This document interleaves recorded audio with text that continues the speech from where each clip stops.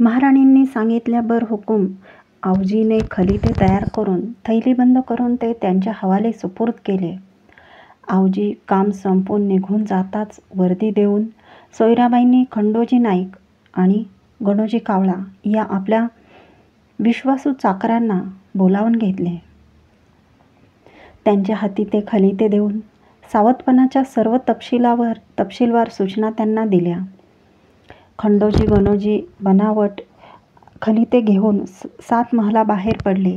आता रायगड रातकिड्याच्या अविरत करकरीत मुरत चालला.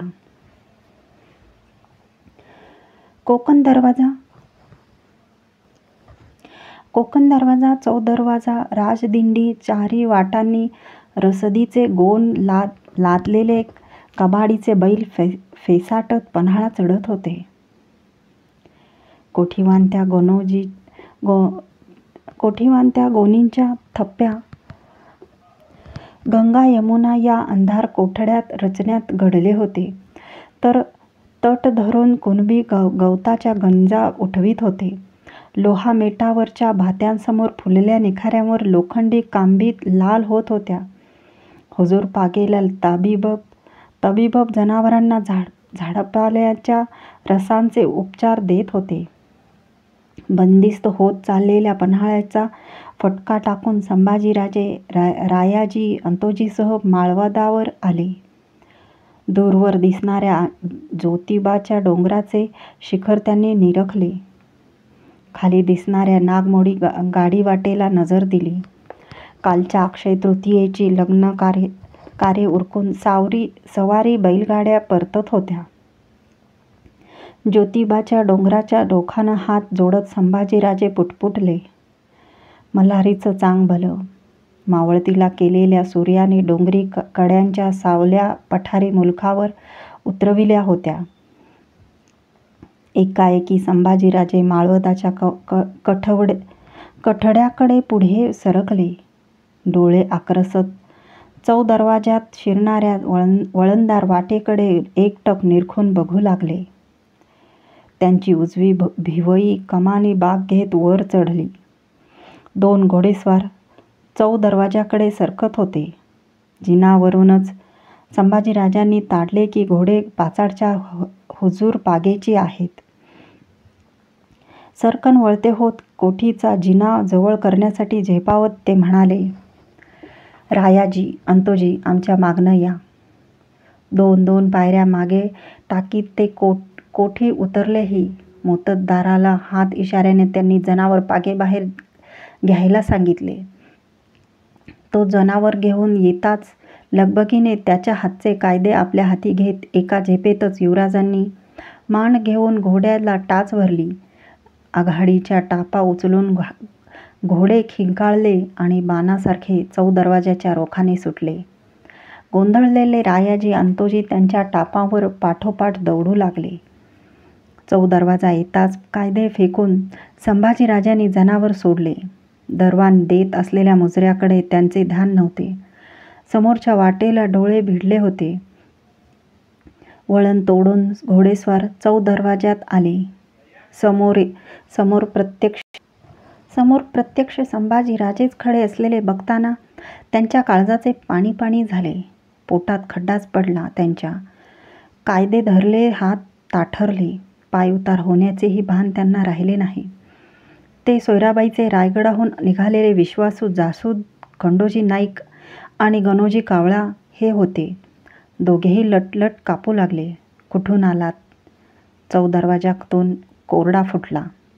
कसे तरी पाय उतार होत मुजरा भरताना खंडोजी म्हणाला, जी कोल्हापुरासनं.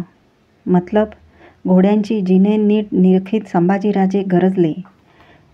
जी नाही, रायगडासनं कोल्हापुरासनं इथं. प्रसंग ओळखून गणोजीने खंडोजीचे बोलणे दुरुस्त केले. संभाजीराजांनी टोप घातला होता तरी त्यांचे मुंडन झाले मस्तक ओळखू येत होते. ते दृष्टीस पडताच खंडोजी चरकले. रायगडाची कोण खबर आणली आहे? संभाजीराजांच्या सवालाला जाब न देता खंडोजी गणोजी एकमेकांकडे टकमक बघू लागले. थरथर कापू लागले. असे बघताय काय? बोला सीताप. भेदरल्या जासुदांची जबान खुलेना.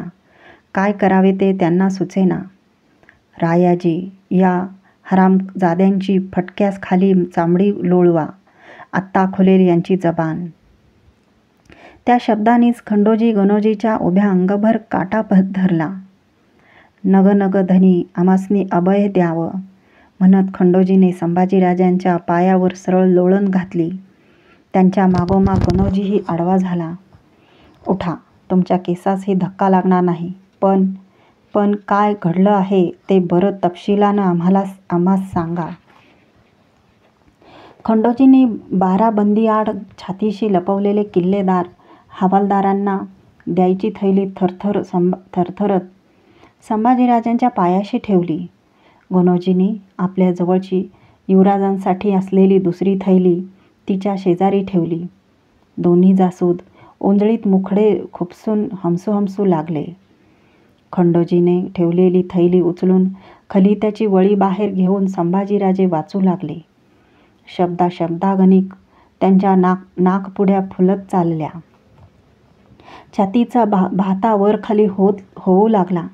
डोळ्यातून संतापाच्या ठिणग्या उधळू लागल्या.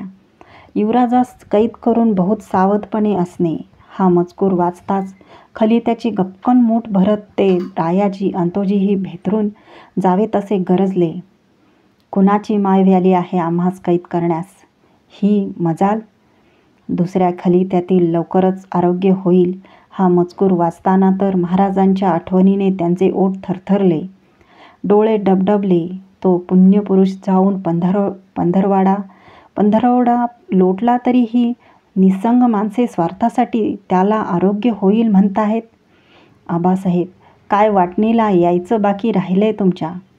संताप, उबग, कीव, शोक अशा भावनांच्या लाटाच लाटा संभाजीराजांच्या मनात उसळून धिंगाणा घालू लागल्या.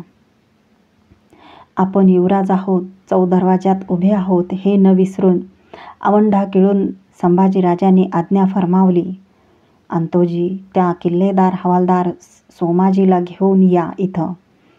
रायजी, आमच्या परशुरामपंतांना जरा बोलावून घ्या. जयद्रथांना जरा सूर्य दावावा म्हणतो आम्ही. कोल्हापुरी का गेला होता तुम्ही? युवराजांनी प्रत्येक बाब तपासून घेण्यासाठी समोरच्या खंडोजी गणोजीला विचारले. असलंच खलित जनार्दन पंत आणि पेडगावकरांनी पोच करून आलो आम्ही. खंडोजीने सत्य ते रुजू घातले. ते ऐकताना संभाजीराजांच्या समोर सुमंत, जनार्दन पंत आणि पराजी पंत पेडगावकरांच्या मुद्रा फिरून गेल्या.